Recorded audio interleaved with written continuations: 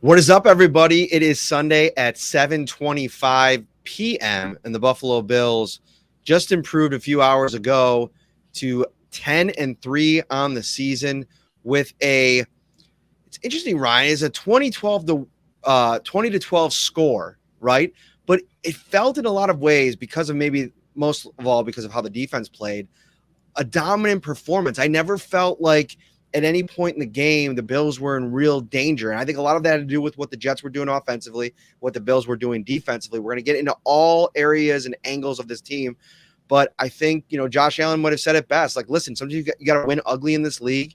And at 10-3, sitting here, again, adding another win, that's a good place to be, and this is a great place to be after every Bills game because it's the Shout Buffalo Bills football podcast brought to you by Tops Friendly Markets, your neighborhood store with more. Enter for a chance to win $1 million right now. Each week, Kings Hawaiian is pitting two city sliders against each other in the ultimate showdown, and you get to help decide the winner. Vote weekly for your favorite regional slider for a chance to win all season long and earn entries toward the $1 million prize. Explore the interactive stadium to play games, get recipes, share photos, and more. Visit topsmarkets.com/redzone to enter. I'm in the home studio because my wife took my son to his first Bills game today. Had a blast.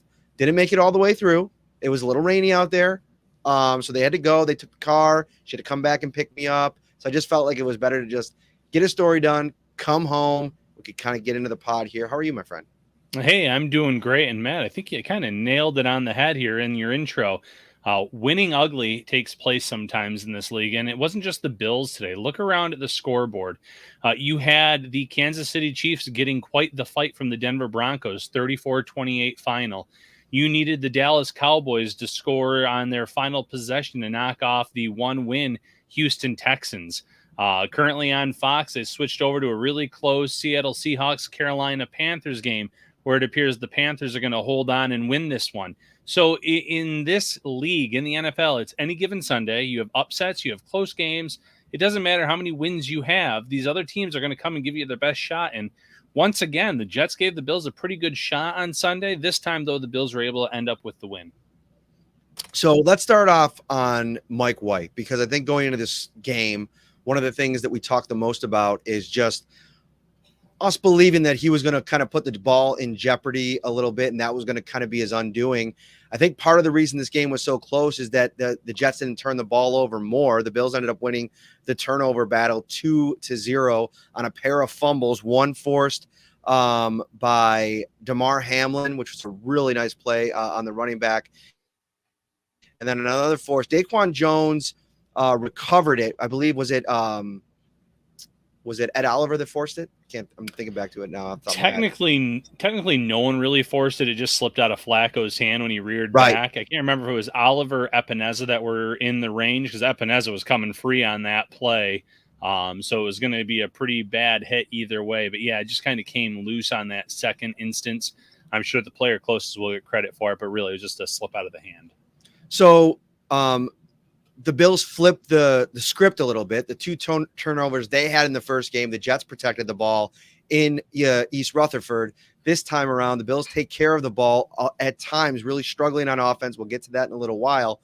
But, this defensive line to me is the story of this game. It's not a great Jets offensive line. It's one of the reasons I thought this was going to be a tough challenge for Mike White to come in here and have a lot of success. But I thought Mike White played actually better than I expected him to. He averaged 6.1 yards per attempt, went 27 of 44, 61% completion rate, threw for 268 yards, and he got beat up. I mean, he got sacked 3 times. One of the, gotta have it performances of the season from Greg Rousseau, finishing with 2 sacks in this game. Epineza had a sack. Shaq Lawson had a sack. They had 4 on the edge in a game where, Von Miller, the first one after they ruled him out for the season, quarterback hits. They added him up 4, 5, 6, 7, 8 quarterback hits of Mike White, knocking him out of the game 2 times. He left the stadium in an ambulance to just, it was kind of protocol to get checked out for some potential internal injuries. So we'll see where that story goes. But this was a defensive line that dominated this game today. And Shaq Lawson said after the game, they knew going into the game it was going to be the Bills' defensive line against the strength of the Jets, their defensive line against the Bills offense. And I think the Bills D-line outplayed them, obviously with Quinn Williams going out late. Yeah, I think the Bills D-line won that battle in terms of which defensive line stepped up more. Now, obviously, you mentioned it, Quinn Williams going out of the game with a calf injury loomed large. He was having his way early on in the game, had a big sack where he beat Roger Saffold. But overall, Buffalo's defensive line was the better of the two units, getting after Mike White, stopping the run a lot of the game and to short or minimal gains. Just like any team, they're going to give up some receptions, give up some longer runs, but overall this defensive line came to play. And first game since we found out Von Miller's season was over, since he was put on, he's already been on the IR, but we learned it's over, the ACL injury. They look pretty good without him. And again, it's one game, but Greg Rousseau was a force. 2 sacks and a pass defense. AJ Epinesa, good pressure, batting that last pass down to seal the win for the team. I liked what I saw from Shaq Lawson, and then the inside of that defensive line, whether it was Daquan Jones, who made several big plays, Ed Oliver getting the pressure. Tim Settle had one, I think it was a run stop where he got right in there and blew up a play. They played extremely well, Matt. And in terms of Mike White, toughness can never get questioned. That guy took some serious shots today. You could make the argument that he outplayed Josh Allen in terms of some of the throws that he made down the field with that pressure in his face. Allen obviously had a lot of his receivers drop balls that he put in their vicinity, so it wasn't all on Allen. But I thought Mike White, based on the conditions that he played in, based on the performance of the defensive line, really proved why these teammates love him so much, why they're willing to go to war for him, as some of them have said going into this game, and talked about how he was a warrior after this game. So, kudos to Mike White for proving me wrong to a certain extent. I didn't think he was going to come in here and play as well as he did. He had some high throws early, but protected the ball pretty well overall. There's a lot that goes into that conversation, and there's 2 players in particular that I think I want to kind of veer off here and maybe talk a little bit about, because I think there's a counter argument to your point about Allen, because in the end, Allen made the plays that Mike White couldn't to put his team over the top. The touchdown pass to Dawson Knox and the rushing touchdown. The name of the game is scoring points. And when they got down there, Josh Allen found a way to score more points than Mike White was able to do. And some of the problems with this offense, there's plenty to put it at Josh Allen's plate, where he struggled maybe in seeing the defense, getting the ball out. He was obviously under siege at times, especially in the first half. I thought the offensive line, struggled early on. Spencer Brown had one play where he just absolutely got destroyed. And this is, something that's becoming quite, the common refrain here with Spencer Brown as he continues to work through some second season struggles.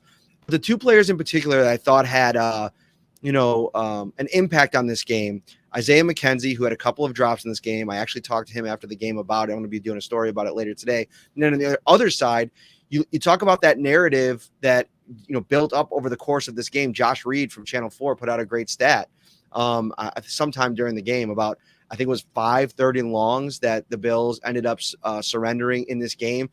At least 2 of those had Dane Jackson in coverage. The one was Corey Davis early on. Now they didn't go on to score on that drive, but the second one later on was that Braxton Berrios 20-yard play down the field, and he's trying to make a play there. He's reacting. He's trying to cover some ground there. I'm not even sure if he started on him in the route, but at the catch point, I'm sure if you're a Bills fan watching him kind of struggle at times with the course of the last month, you want him to make a play there on the ball. Now, we talk about Jackson, talk about McKenzie.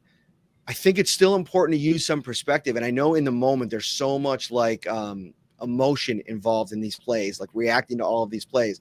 But I think when we talked to Sean McDermott after the game and maybe some of his shortness in his answers might have something to do with the fact that, the Bills ended up holding the Jets to 12 points, and really their defense held them to 10 points, if not for that safety. So I think it's kind of more in line with, going back a year ago to that Patriots game when they pretty much did everything in that game defensively to stifle the Patriots except allow that big play. It's kind of what happened in this game, and they did more than enough to win the game. Yeah, there's ups and downs every week. And with Isaiah McKenzie, he had stacked 2 games together going into this one. Disappointing. I think he ended up with a 3 for 21 stat line. The big play was that drop on 3rd and 2. He was open. Allen delivered an accurate ball, something he needs to haul in because the Bills left points on the field there. They had to settle for a field goal. And as we saw, the game went down to the wire because of that. They scored a touchdown there, and you're not having to worry necessarily about having to put the game away late. With Dane Jackson, you mentioned it, he was beaten on a few 3rd down and long plays, but to his credit, he had 2 pass breakups in the win. So ups and downs, ebbs and flows for these players. Obviously, there was some questions as to why Xavier Rhodes was inactive, why they're not giving Kyrie Elam any snaps or play. For whatever reason, though, Sean McDermott wants to have Dane Jackson out there opposite Trey White, and it might be something that he's earned over the last year and a half when he had to come in and step up when White went down with the ACL injury. Whatever it is, it seems like Jackson has a long leash to work with, so to speak, because when there's those downs, he's still out there and he's getting those opportunities to kind of rebound and make up for it later in the game. I think so. Let's back up here into the decision, right? Like, because last week they wanted to take a look at Xavier Rhodes. They got that look, and they went this week with Tre'Davious White. Obviously, going in this game, they knew that he was most likely going to be out there for 100% of the snaps. So now you're talking about the second cornerback position, and you put them all in a pot, and you say, okay, Dane Jackson, he's played. This is his 19th start. 11th this season. No cornerback has played more snaps for the Bills this season than Dane Jackson. He's now entering a different role. He's moving from that CB1 role, which he was asked to play for the majority of the season, and now they're asking him to play cornerback too. He made some plays. What's funny is after the game, Jordan Poyer came out in his press conference and made a point, not even being asked about Jackson, but saying that he played a hell of a game. So I think that battling that you're seeing happening out there is something that, especially in the regular season, they're working through. I thought Tre'Davious White gave up a couple of receptions today that you're going to put on that tape if you're Trey White and want those plays back, as same as Dane Jackson's going to want back. Has it all been perfect for Kyrie Elam? No, but I think you've seen some stats thrown out there over the last couple of weeks. I think PFF put something out about his stats since week 5 in terms of not allowing more than 35 yards as the nearest targeted cornerback or defensive back in a game. Since that Chiefs game. And you're probably sitting there like the Bills spent a 1st-round draft pick on him. And so I think one of the things that I want to talk to Sean more about and not have it be so much about the after the game emotions running high. I'm sure there was a level of frustration for McDermott and Josh Allen after that game. This is a good Jets team, but to be a Super Bowl, contender, favorite, however you want to, categorize the Bills at this stage, you beat that team in your house and you beat them convincingly. And this was, I think you can make an argument like you made earlier in the show that they got outplayed in certain areas of this game. And so there might be some frustration. I want to kind of dive into the Elam story a little bit more this week. And I guess, I don't know, where are you at with your level of disappointment that at this stage of the year, December football, a player that they drafted in the first round is not even getting on the field in an important division game? Yeah, it's pretty high up there. This was supposed to be a player that was going to be an impact guy. And we know in the beginning of the year, they leaned to Christian Benford over him because Benford had played in this type of system, the zone coverage. But when Elam was given opportunities, you mentioned it, Maddie, he made some plays. He made a great interception against the Chiefs. He had some good coverage on plays. Was he perfect? No, there were plenty of times where he was beaten on receptions and he had to come in and make tackles, but he showed to be a willing tackler. Something that was a knock against him coming out of Florida. It just, something doesn't add up to me. Some weeks you have him as a healthy scratch, inactive. This week you have him as active. You don't play him. It's Dane Jackson, Trey White playing 100% of the snaps. And you mentioned it. Trey White was beaten on some plays, and that's to be expected. He's coming back from a serious injury. I had some people criticizing White on my timeline in game, and I said, listen, he's coming back from a injury that took him off the field for a year. You can't expect him to come back and play like the all-pro that he once was right out of the gate. It's going to come with time, regardless of his salary. Someone else pointed out, well, he's getting this much money. He's better figure it out fast. You can't just talk to your ACL and say, hey, let's figure this out, guy. I'm getting a pretty penny from this team. So Trey White's had his ups and downs since returning. We know about Dane Jackson. I called for him to be benched a few weeks ago, and there's just as many downs as there are ups with his game right now. The fact that you can't get your first round pick onto the field for a handful of snaps, a dozen snaps, that's concerning to me. And it tells me there's something that we don't know. And will we ever find out? Probably not, because Sean McDermott is a master of saying a lot of words that mean nothing at all or don't add up to much. And I don't want to get into it. He'll protect the players from letting anything kind of leak out, but something doesn't add up here to me, Matt, at least me personally. Yeah, and to me, the most like sensical, logical explanation for this is there might be some lingering stuff with that ankle. Like, I know he's been full in practice and he's been available and he was active today. So you got to know that Dane Jackson or Trey White go down in that game. You're sending Kyer Elam out. Yeah. But I wonder if there's any bit of that that's baked into this. Maybe not. Maybe he's just being outplayed in practice and stuff that we're not seeing. And that's why Sean McDermott is going back to the guy that's just been out there for more snaps. And, it's the same situation as with Levi Wallace all those years. Fans were banging the drum for any other option. I'm old enough to remember the masses calling for Dane Jackson to replace Levi Wallace when Levi Wallace was still starting in this defense. So it's this thing that we just never really understand the rotation. The thing that was confusing to me today, even if you wanted Dane Jackson out there to be the starter, why not maybe just roll in Kyer Elam for a few series? Although, the proof is in the pudding. I mean, that defense did play pretty well. And, the players have faith and belief in Dane Jackson. And, I don't know. We don't know enough of the story to really be able to effectively determine why it's not happening. Yeah, and like I said, I don't think we're ever going to necessarily know, at least not this year, at least not in the near future, but it's frustrating, and it goes back to these high picks that you want to see more out of. James Cook's coming off of his best game of his career, arguably, only gets a few carries in this game, a few opportunities. The run game as a whole is kind of ignored. It's okay to question, this team when these young guys that are supposed to be making some sort of impact. And again, when you're one of the better teams in the league, you're drafted toward the end of the round. You're not sitting here saying that they should be these superstars, these guys that you're counting on to make big plays, like the Jets, who have been a terrible team. And they have a lot of these young guys, Sauce Gardner, Garrett Wilson, Breece Hall before he went down with the injury earlier this year, playing significant reps. The Bills roster is not at that spot, but you should at least be getting some reps from your first round pick. You should be trying to continue to utilize your second round pick in James Cook. You can look at Terrell Bernard, the third round pick, and the lack of opportunities in play. And he struggled when he was out there. Don't get me wrong. But yeah, if you're a Bills fan and you're a little upset about these high rookies not getting onto the field, it's understandable to me.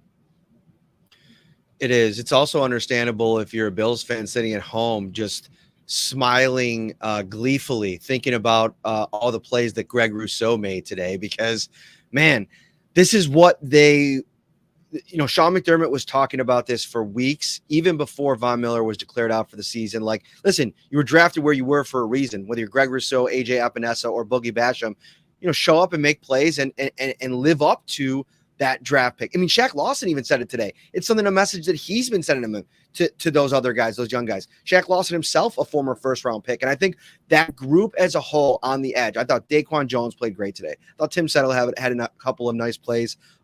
Brewer was in there a little bit, and obviously Ed Oliver had a monster game. That hit on Mike White is going to be a Bills highlight reel addition to the 2022 season for a long time to come. But it was just it felt like a breakout performance from Greg Rousseau, who just seems, we talked about it going into the show or to this game. He just seems like he's reached a new level of maturity, a belief in his ability to get after the quarterback. He's already this elite run defender on the edge. But if you're now talking about like 10, 13 sacks by the end of the season, that is a massive year two jump, and the kind of confidence builder in December, leading into the playoffs, this team really needs. Yeah, you need this from your younger players, and Greg Rousseau was a superstar today in terms of getting after the quarterback. It's what you wanted to see. It reminded me of how he played earlier this year, Matt, In those first few weeks where I think he had half a sack or more in the first 3 or 4 games of the season. Then he had the high ankle sprain, went out for a little bit. It wasn't quite the same. And now you're starting to see it again. You're starting to see those flashes, that great play. You know how he's solid against the run. You know that he can make these plays against the pass using the wingspan, using an improved pass rush arsenal. So this is the step that the Bills wanted to see from Rousseau. It takes time for different players in terms of how long it takes. Rousseau's on a promising trajectory because, think of Ed Oliver, and Ed Oliver, different position on the D-line, brought out top 10 pick. Fans were expecting an immediate impact, and we talked about this on a previous episode. There was times where Jordan Phillips was starting over him as a rookie early on in his career, wasn't getting as many snaps.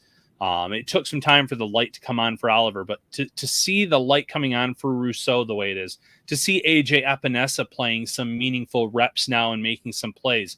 Like I said, that pass defense, batting that ball down, sealed the game today for Buffalo. It's what you want to see, and it's what you hope you're going to see with a young guy like Boogie Basham, the more snaps that he gets. They have a solid rotation there right now with the veteran Shaq Lawson playing with all of the confidence that I can remember from his last stint. Definitely went on social media, spoke his mind today post-game, talking about how people were saying he was washed up and what's he doing now, and he had a huge answer to that. I don't know many people on social media that were saying that they were Bills fans necessarily, but even Lawson's finding that motivation. So it was a good first step. They need Rousseau and company, though, to continue to play at a high level here as the playoffs inch closer and closer. If you want to shop at a high level, Bills Mafia, head over to Tops Friendly Markets, and they got the Christmas bonus program going on right now, and 'tis the season to save on groceries and all of your favorite holiday gifts. Christmas bonus hooks you up. If you shop at Tops, you can save $10 at all of your other favorite stores and restaurants. With over 25 gift cards to choose from, there's something for everybody on your list, and don't forget to treat yourself to some extra savings too. Save on great gifts like toys and games from GameStop or Toys R Us at Macy's. Great family dining at Applebee's or Buffalo Wild Wings. That new big screen TV you want from Best Buy, and so much more just by shopping at Tops. Be Santa's biggest little helper with Christmas bonus from Tops. And for a complete list of available gift card savings, visit topsmarkets.com/Christmas bonus. All right, I've seen this talked about in the chat a little bit. Jerry Sullivan, his question today at the Josh Allen press conference. If you've seen, it's been shared quite a bit on social media. Yeah. The specific line where he was asked, or Jerry Sullivan basically asked, he said, this looks like, doesn't look like a Super Bowl offense at this point. And Josh Allen just kind of sat there shaking his head and said, okay. And then it was on to the next question. Now, that was part of a exchange between the two. Jerry actually had a question before that. And like, why was it so hard in this game for the offense to move? I think at one point in the answer, Josh said that you might not like, I know that's not what you want to hear. And I don't know if Jerry was trying to follow up on that. I haven't talked to him about it, but yeah, like you never want to frame a question as a journalist, like as a statement. Right.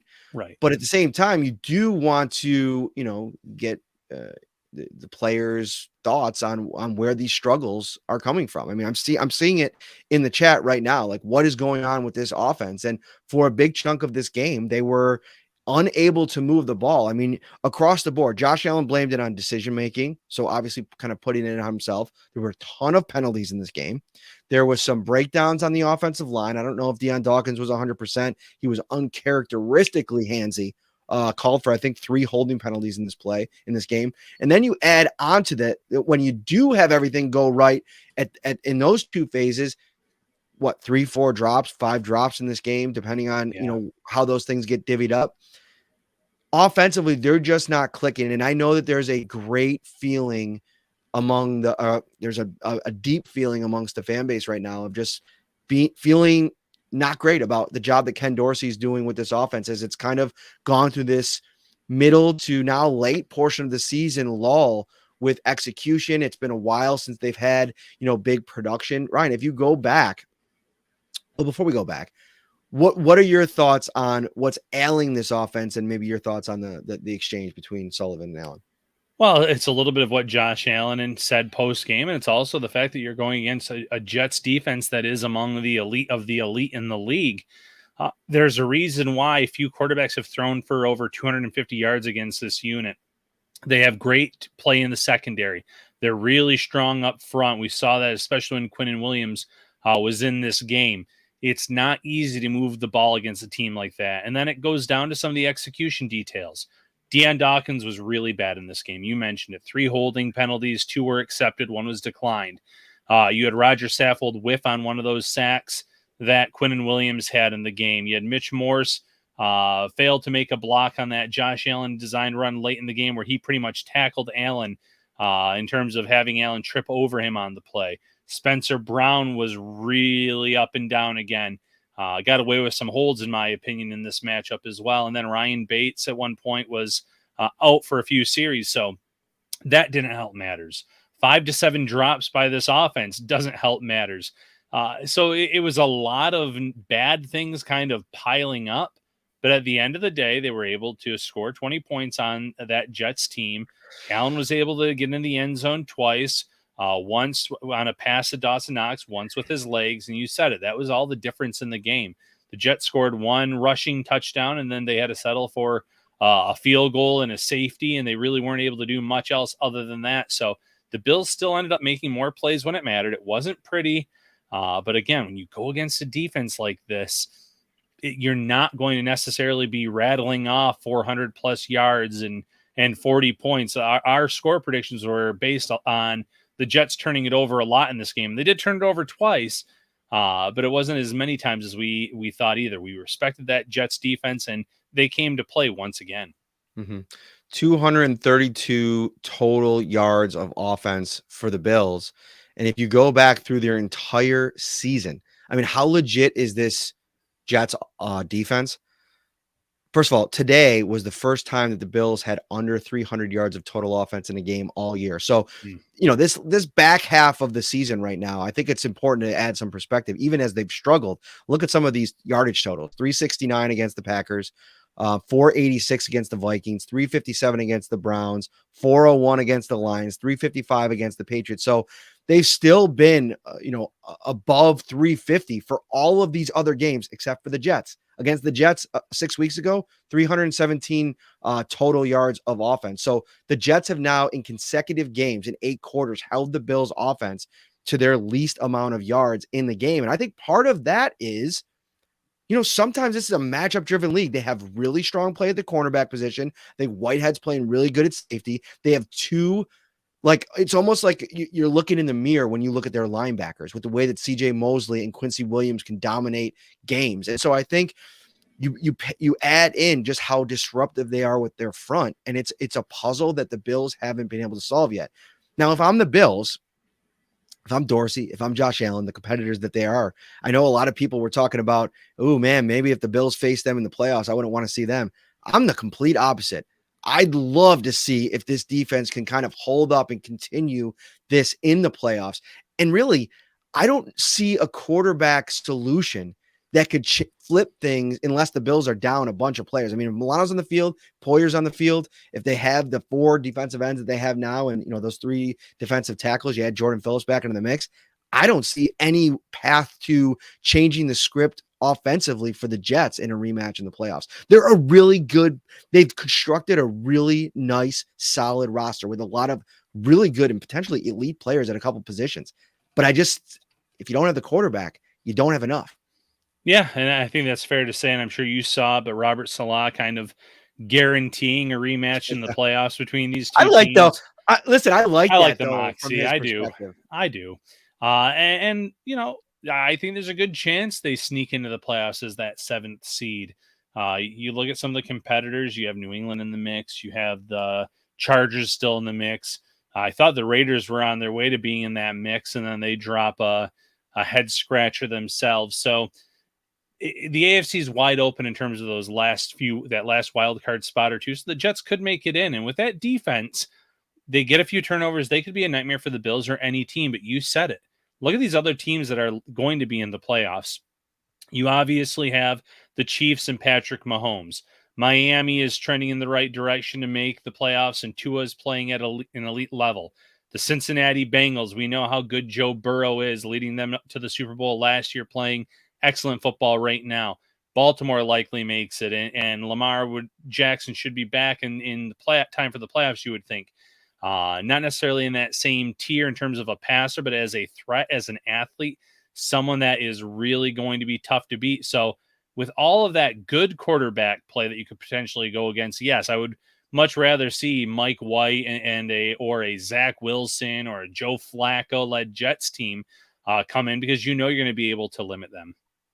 Yeah, and super chat here. We always thankful for supporting the show with a little coin thrown Shout's way. Will Phelan, Josh Allen is looking like Kenny Pickett out there. What is going on with this offense? Love you guys in your show. It makes me very happy. Well, you make us very happy because you tune in. Even without the super chat. I don't care, if you throw money or not. Just if you're in the comments, you're watching live, you're listening on all the audio platforms, we appreciate you. For sure. And yeah, it's just more of what we're talking about. They're working through some things. I think there was always the chance, like peeling this thing back even more back to the summer. Of course, you love the continuity of Ken Dorsey being with Josh Allen for 3 years, them basically keeping the same playbook, the same scheme, everything kind of like, pushing it forward into 2022 with all the success they've had over the last couple of years. You love all that. But there's going to be periods during the season where things aren't going their way and they got to figure out a way to adjust. And I thought that they did for a few series there. There were a couple plays where they didn't make enough plays. I thought that it was a really creative play call on 4th and 1. And I don't think Sean McDermott would have answered honestly. But honestly, if that doesn't work, if they're not able to draw them off sides there, I don't know if they go for that. And then maybe are we talking about a different game because you don't make that play? So those little things, like for as much as you want to maybe criticize Ken Dorsey, and some of it's been very warranted, I think at times today you look at this game with the success that they've had offensively, figuring out a way to be balanced over the past month and a half, to have 8 carries today for Devin Singletary and only 4 for James Cook in a game where you've been able to run the ball. And there's 8 of the 12 teams or 13 teams, whatever it ends up being, that the Jets have played this season have rushed for over 100 yards in the game against them. And today the Bills, did get over 100, but barely at 102. 8 teams had more than that this season against the Jets. And so I just think that you wanted more from Ken Dorsey. I understand that. And I think that that's a fair criticism of this team. But I also think, some of the little things, like, the difference, the things that led into the difference in the game, that was one of those plays. Yeah, listen, you can criticize some of Ken Dorsey's play calls, but he's not the one putting them in 1st and 20 or 2nd and 20 situations with the holding calls. He's not out there throwing the ball or catching the ball. He had a schemed up Isaiah McKenzie open on that 3rd and 2 play that Isaiah McKenzie dropped. He had John Brown running with a few step lead on Sauce Gardner deep on one play that Allen just underthrew a little bit. There was some good things that he did as well. The touchdown pass to Knox that he called, the Knox play where on the 4th down, he brought him under the huddle and had CJ Mosley jump offside. They were pretty convinced, at least Mosley was, that Knox was going to take that snap and try to do something. So you have to give him credit for some of the things that worked. It's fair to criticize him for not utilizing the run game in this wintry mix, trying to get them going a little bit more. But you can't criticize him for the penalties, the drops, the other issues that this team has had in this game, because that comes down to the personnel and the play on the field.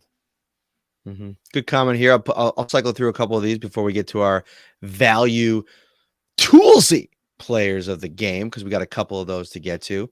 The Bills won on a day where it was cold, wet, wintry mix, lots of drop balls. It was miserable conditions to play in, yet they got the dub. Number 1 seed, 10-3 in the conference, 2-2 in the division. And listen, Carl, I think that's important perspective. It's why we started the show the way that we did. It's not all gonna be perfect, and you're gonna have to work your way through things. You hope you go through enough challenges where defenses, put your offense in bad spots, that you have more answers than there are questions at the end of playoff games. And these kinds of things are the stuff that you can go back to the drawing board and figure out ways to scheme this thing up a little bit better and figure out ways to get, better. I saw another comment in here.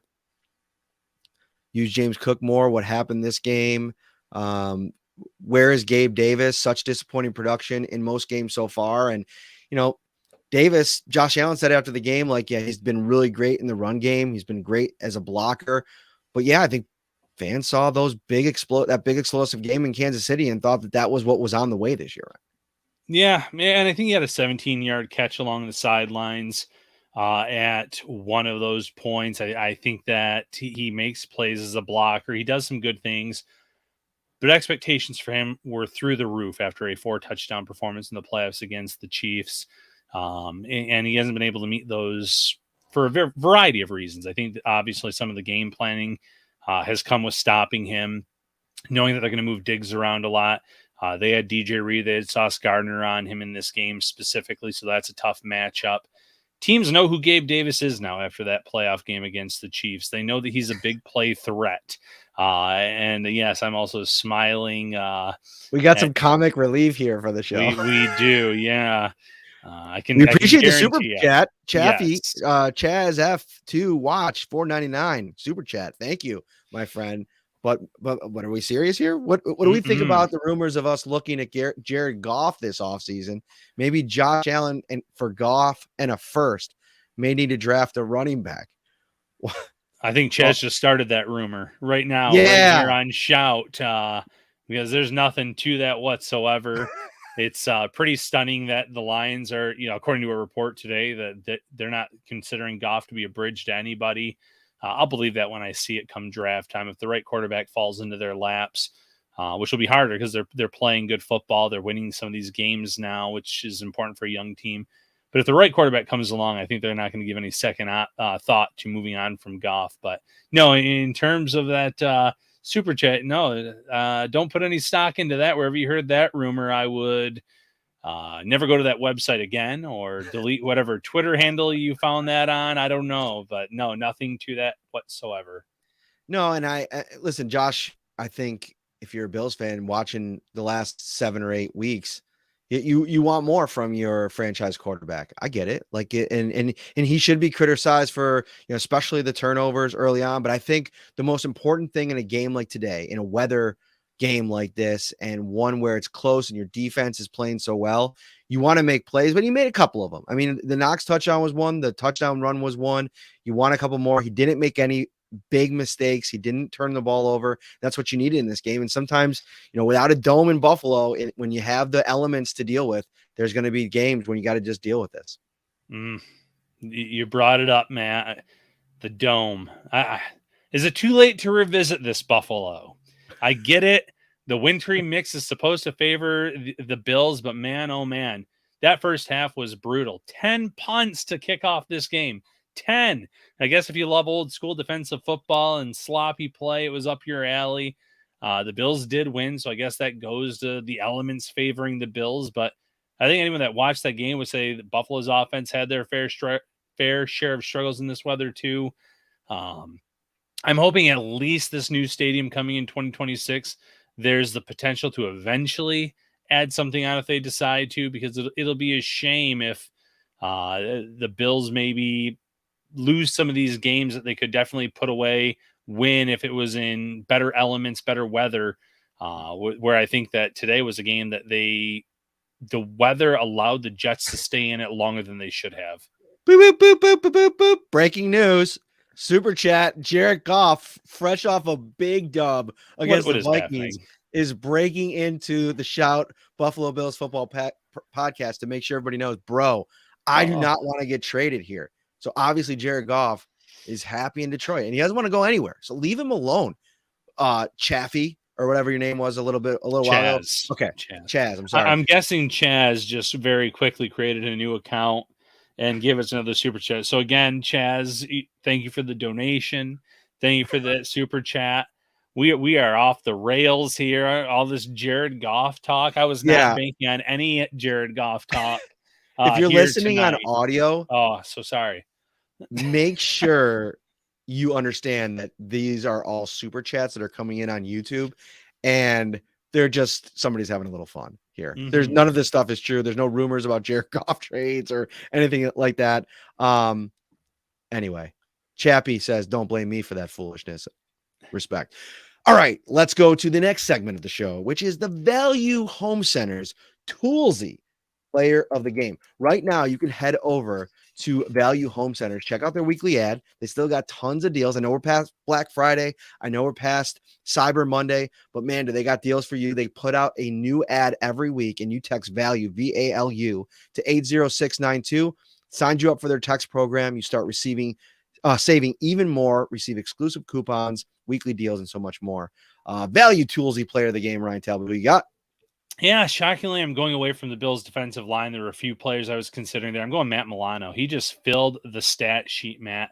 9 total tackles, 1 tackle for loss, a fumble recovery, 2 passes defensed, a quarterback hit that literally folded Mike White in half. Picture perfect spear. The guy was everywhere. The guy makes plays week in, week out. He was inactive in their first matchup.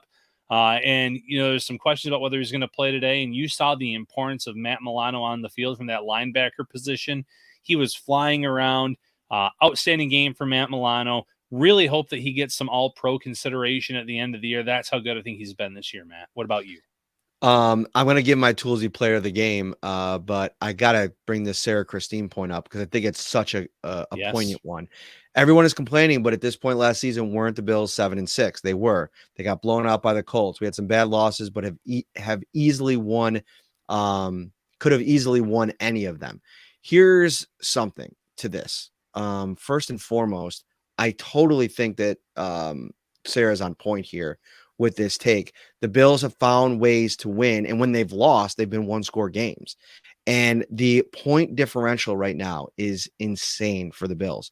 132, and now the Philadelphia Eagles are finally to 138, but the Eagles are 12-1, and they just look like an absolute wagon all of a sudden. I mean, that offense is running through teams. Jalen Hurts looks like 2020 Josh Allen. It is a whole new world for the Philadelphia Eagles, and that defense is really good. They've been adding players. They're going to be a beast of a team in the playoffs.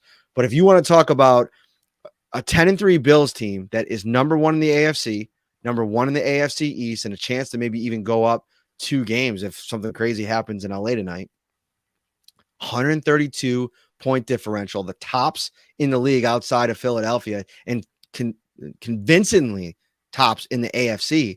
They're the cream of the crop of the conference. And sometimes it's important to remember those things when they've won big, they've won some close games. They've answered that question as well this year at times. And they're in a good spot. They control everything down the stretch with 2 really tough games and then 2 other games that they should win. I mean, everything's within their control. Yeah, a great point by Christine. 10-3 is obviously better than 7-6 1 year ago. It hasn't always been pretty.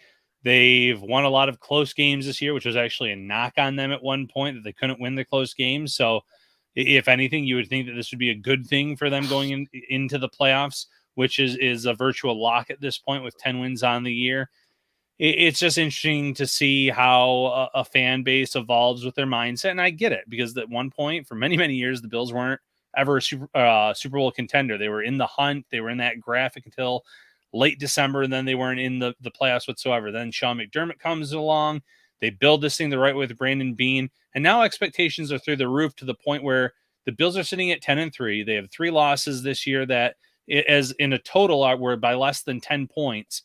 And we're sitting here wondering what's wrong with them. It's funny to think of it in that way, but that's where we are as guys covering the team, as a fan base.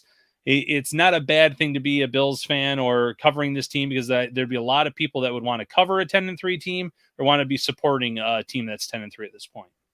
My Toolsy player of the game, it's tough to give it to anybody on offense, but I'm going to change the game up a little bit. We've been talking a lot about this defense, the dominant performance from that front. Edmonds and Milano were both really excellent. Milano, a great pick for that award. I'm going to go Dawson Knox, because he's been somebody that, we've been clamoring for a breakout game. And I don't know if we actually categorize a 4-catch game, although that touchdown was pretty spectacular, as a breakout game necessarily, but it's one where the Bills needed somebody to step up. Obviously Stephon Diggs, it was tough sledding out there.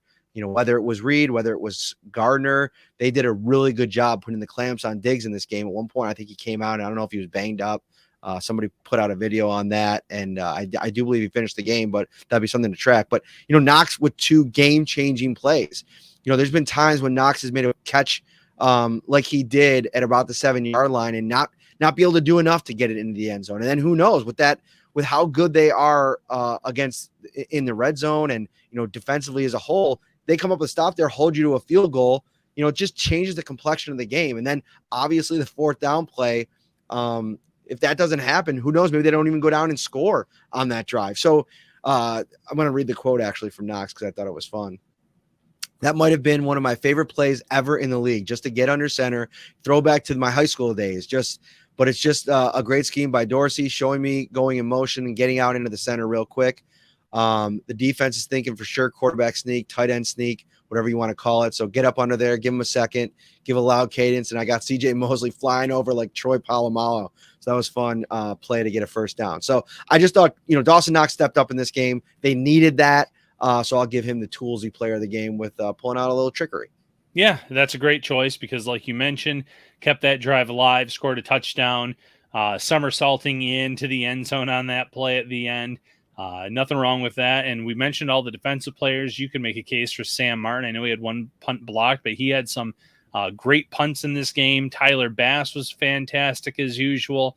Nyheim Hines, phenomenal as a return man again, proving that the Bills made a wise choice trading for him. Still want to see more from him offensively. So there were a lot of directions we could have gone in this game, but Dawson Knox is a great choice. Well, folks, it is 8:11 on a Sunday night, which means SNF is on the way, and it's a big one. Miami Dolphins taking on the Los Angeles Chargers, who are without basically their entire secondary. So it could be time to eat for Tua and the boys. We will see. It's going to be fun to watch. Are the Jared Goff to Buffalo rumors true? Adam Schefter now beeping in with a super chat into the Shout Buffalo Football Podcast. Listen, it's big time when you get ESPN's own Adam Schefter not only tuning in, but throwing us $1.99 to make sure that we didn't scoop him on Jared Goff to Buffalo. Again, this is all fake. If you're listening, somebody's having fun in the comments. But listen, $10 is $10, and if they want to start a false narrative on Jared Goff, throw NY up some Skrilla. I'm all for it. I was gonna say, you think holiday season, you'd be saving up those pennies for something else, and I don't know. Oh, another super chat here. Thank you, Carl. This time last year, Ryan Bates took over for Ike Butker, and Devin started running really well, and the offense took off. Maybe we could do it again in reverse with Ike. Butker's happy to be back out there practicing with the team. Who knows what that timeline is like? I think that Devin Singletary has been running the ball fairly well this season with the line as is. It's just a matter of opportunities and carries personally. What about you, Matt? No, I think it's interesting. It's great to see Ike back out at practice. I don't know if he's, zeroing in on a full-time return just quite yet. I think it's got to be, I did, Elliot. I just said some Skrilla. Just threw that at you. Just, every once in a while, I got to throw you guys a curveball. It can't be all, status quo all the time. Speaking of status quo, hit that like button. Subscribe as well on YouTube. Let's get it going. What do we got here, Ryan? What do we got live right now? Let's just over 300 watching live. Got over 300. We got 285 watching live on YouTube. Can't forget about Facebook and Twitter. The numbers are usually popping over there as well. 80 likes. Let's get it up to 100 before the end of the show. Come on. I know you can do it. 285 watching right now. Smash that like button. Hit the subscribe as well. We're cruising to 8K. But no, I think Ike getting back into some type of situation and being valuable depth for this team down the stretch it's great. He's played a lot of important snaps for the Bills over the last couple of seasons when they've needed him. I don't necessarily think that Ike coming off of the surgeries or the surgery that he had, the injury that he had, is going to be somebody that you're relying on down the stretch. But I think having him available to play snaps, if it's in a rotational role, if it's in, as a depth role, I think that's really nice to have. Yeah.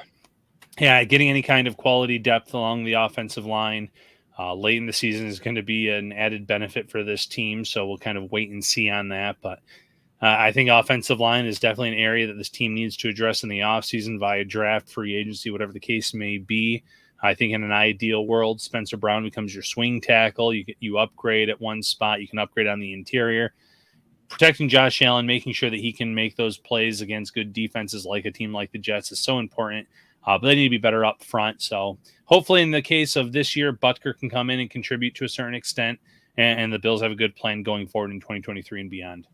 If you don't have a good plan going forward, then get one by heading over to Tops in the Carryout Cafe, because they're going to hook you up for game day, your tailgating spread, or maybe just a little din-din, little breakfast during the week, a little lunch. Wrap it up. Take it with you to work.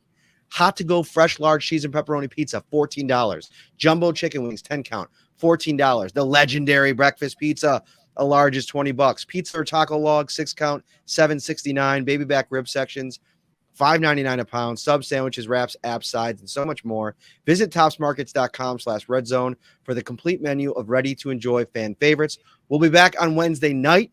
It is Shout on a short week. Saturday Night Football. It's going to be fun. What's the deal, Ryan? You coming up for that, by the way? I was actually considering it. We'll chat this week. We'll see what we can do. We'll chat. Yeah, I like that. I like when we have a little chat about upcoming plans. We'll see if we can't bring you a little live from Highmark, Ryan and Matt in person pod next Saturday. We'll see. But before then, join us on Wednesday. Thank you, everybody. Have a great week. Take care.